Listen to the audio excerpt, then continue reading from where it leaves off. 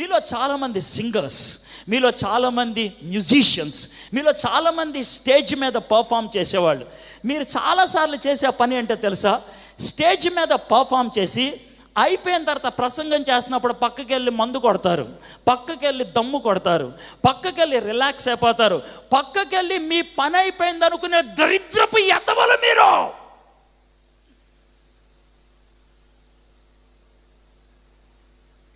I know that. మీ సుత్తి talent ఎవడకు కావాలి? మీ సుత్తి టాలెంట్ ఎవడకు కావాలి?